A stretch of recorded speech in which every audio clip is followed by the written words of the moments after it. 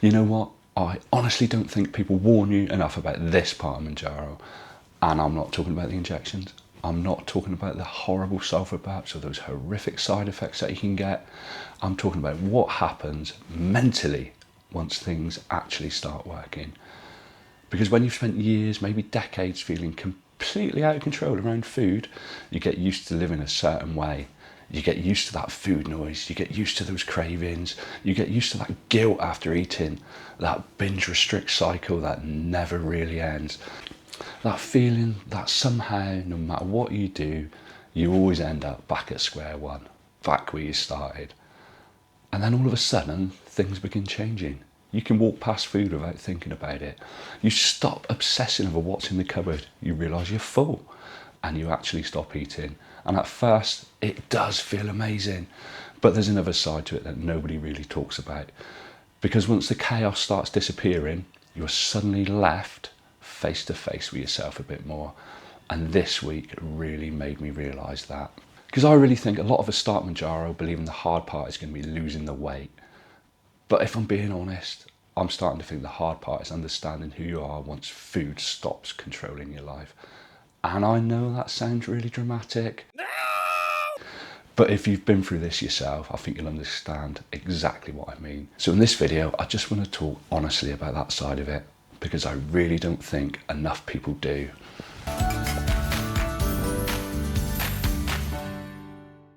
So, hello everyone, I'm Mando's Midlife, and I have lost 76 pounds now on my weight loss journey. I've been taking Mounjaro now for around about 11 months, I think, and every single Sunday I inject 10 milligrams into my belly. Now, this channel is all about sharing the highs, the lows, all the bits in between. It's all about the community, it's all about sharing parts of my journey that perhaps you may not know. If you're thinking about starting a weight loss journey using these medications, there's plenty of videos here that are going to give you the hints and tips, maybe indicate how you're going to feel, what you're going to experience as you move further along in your journey, should you already be on this medication. So this is really my journey, my story. I am not a medical professional. I am by no means an expert. So today we're going to talk about something that can catch a lot of people out, because when that food noise starts disappearing, you expect to feel nothing but relief. But it actually can feel a little bit unsettling, because for years and years that food was your reward, it was your comfort, it was your routine, and it was also your emotions. Something stressful happened in your life, you'd grab for something to eat. Something upsetting happened in your life, you'd grab for something to eat. So this is all about that strange adjustment period when you realise this journey isn't just a physical change, it isn't just wearing smaller clothes, weighing less.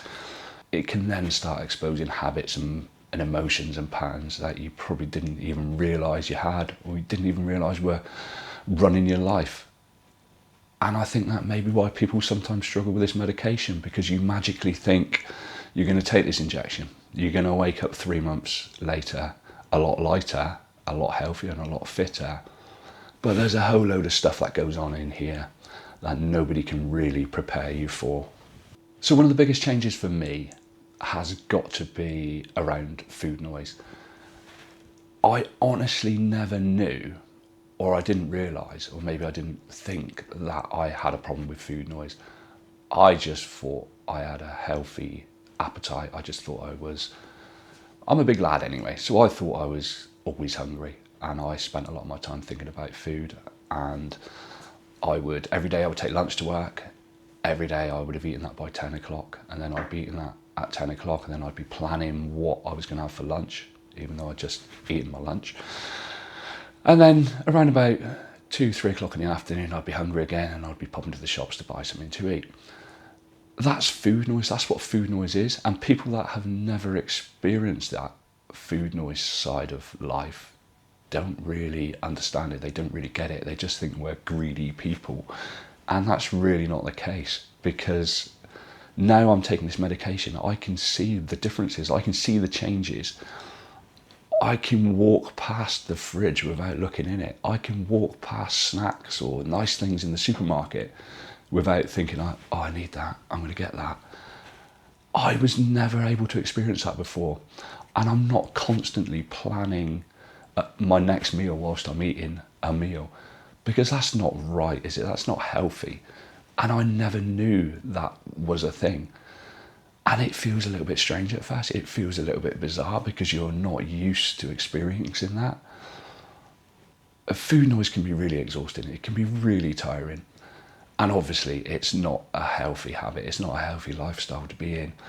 But when you take this medication and the food noise, or certainly for me, the food noise is gone, it makes you realise what an amazing effect this medication can have and what a relief it can be when that food noise is gone. Now, I know for me, I was stuck in a binge restrict cycle.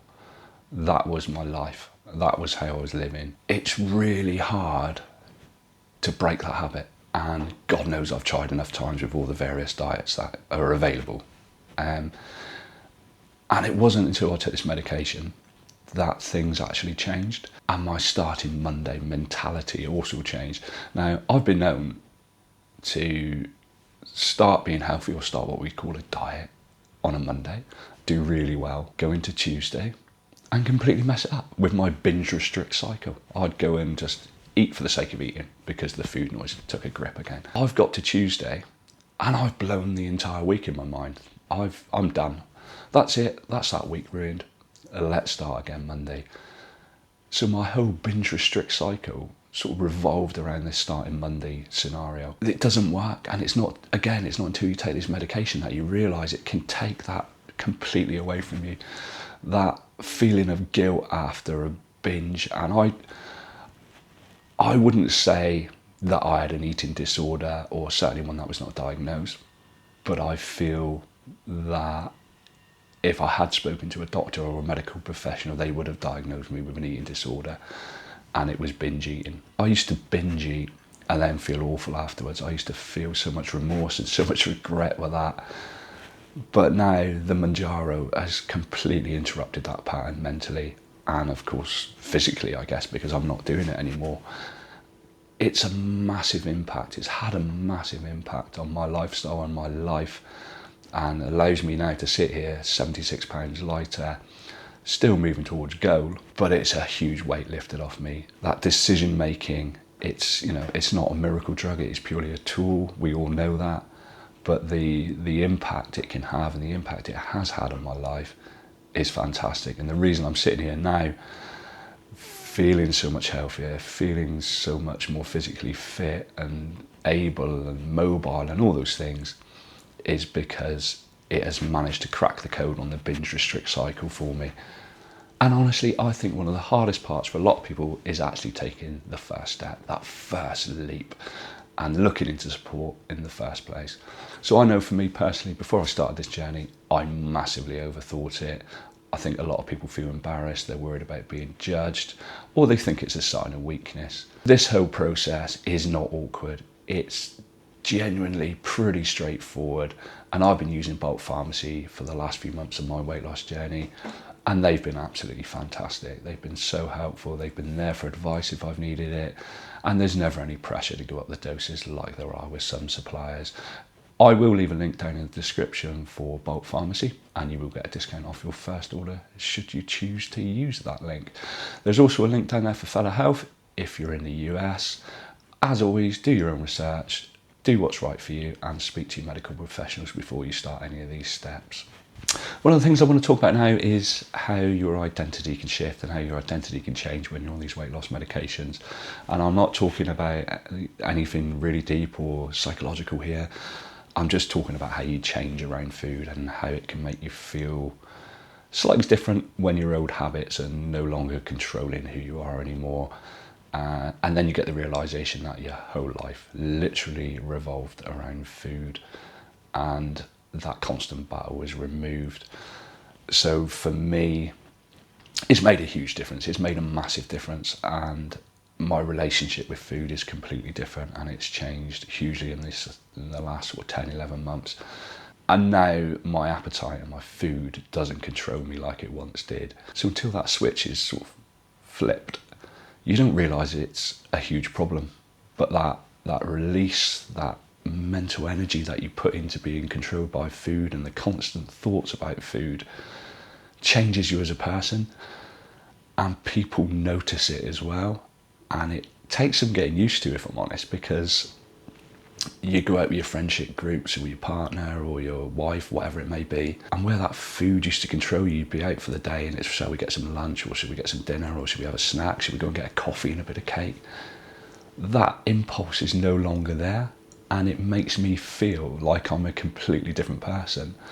Now, I live in the southwest of England. I live down in Devon, and we've got lots of seaside towns with ice cream shops and chip shops and cake shops and all those lovely things. If we had a day out, I couldn't walk past an ice cream shop, I couldn't walk past a pasty shop, I couldn't walk past any of these things, because the food noise, the appetite, that side of my brain would just take over, and I'd be in there ordering before I knew it. Now it's completely different. It's changed the social side of it for me as well. There's no pressure for me to eat. I go to the football or soccer if you're in the US. I've got a season ticket at my local club. And maybe once every 4 or 5 weeks, there's a group of about 9-10 of us. We'll all meet up in a social club. We'll go there and they do a breakfast and a pint for, I think it's £7 or £8. It's a breakfast buffet, and there used to be a lot of pressure to pile your plate up as high as you can. And we're all lads, we're having beers and we're going to the football, soccer, and we're going to get this breakfast and we're going to stuff ourselves silly now and we're going to go mad with it. But now I get people commenting on my portion size when I go to the breakfast buffet and I pick up a sausage, a hash brown, and just 1 or 2 items. It can almost feel a little bit awkward at times when you're out with the lads and they're, come on, why, that's not enough, that's, you need to eat more than that. And it's the same in a restaurant or other social events, where previously you may have a starter, a main, a dessert, or even cheese, and now it is, not sure, maybe just have a main this evening, or maybe just have a starter and a main. And it's amazing how people clock onto that and they realise, and yeah, it's a massive difference. The social side of it and the identity shift is quite an impact on your life. And that in turn leads into the emotional eating, because the stress side of it, you don't turn to food. I think I was a boredom eater as well. I think that came into it a lot. There's times in work when I'm out and about, there's nothing going on and I'm just waiting. So, what should I do? Oh no, I'll go and get something to eat. I'll go and get a pasty or something like that. And that's completely taken away. It was probably more of a habit, or it was definitely more of a habit than a need. But this medication completely exposes emotional patterns for me. And honestly, it's a game changer. It's mind blowing. And I know this whole video sounds like an amazing ad for these weight loss medications. All I'm doing is sharing how I feel, what's worked for me, how it's changed my outlook, how it's changed how I feel about food. Obviously, if you're going to take this medication, if you're not already taking it, you're going to check with your medical professional.